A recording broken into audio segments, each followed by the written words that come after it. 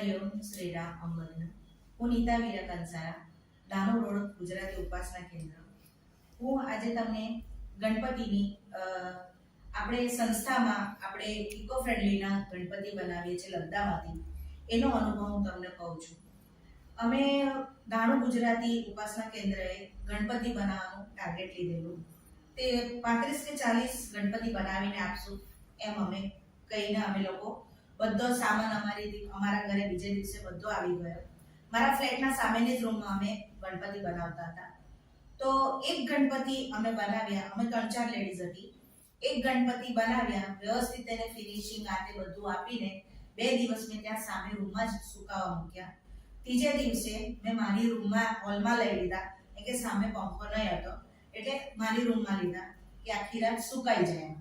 હવે મેં રૂમમાં મૂક્યા ને એટલામાં મારી બેબી આવી, રાહી વીરા કંસારા. એ આવી અને મને કે મમ્મી ગણપતિ સરસ દેખાય, નાનો છોકરો હોય ને તેવું જ દેખાતું છે એવું કરીને. તો મેં કીધું હા થયા. મેં એ છે ને પાછી બોલી, ગણપતિના વખાણ કર્યા અને એને બોલી કે નાનું છોકરો હોય ને મમ્મી તેવું નાનું બાબુ જેવું જ દેખાતું છે એમ કરીને એને વળગી અને ગણપતિને કોપી કરી એને. તો મેં કહ્યું, હું કન્ફ્યુઝ હતી. ત્યારે મને એમ થયું કે એને મેં કહ્યું પણ આ ગણપતિ સરસ છે તું એ કીધું, પણ આપણાને કેવી રીતે ખબર પડે કે કોણ કહેશે એમ કરીને કે ગણપતિ વ્યવસ્થિત થયા છે એમ. તો એ થઈ ગઈ રાતની વાત.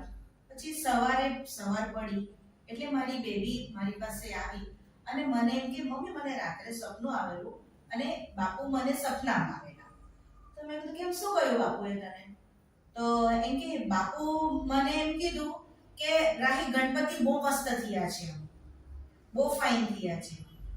એટલે મને એવું કહેવાનું કે જે હું રાત્રે કન્ફ્યુઝ હતી કે ગણપતિ કેવા થયા છે, હું બાપુને બી પ્રાર્થના કરતી હતી કે બાપુ ગણપતિ કેવા થયા છે એ મને કેવી રીતે ખબર પડે, કોણ કહેશે?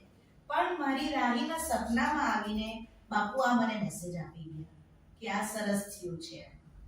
ત્યાર પછી અમે લોકોએ વ્યવસ્થિત 35-40 બધા ગણપતિ બનાવ્યા અને પછી અમે ટેમ્પામાં સંસ્થામાં મોકલી આપી. હરિઓમ શ્રી રામ.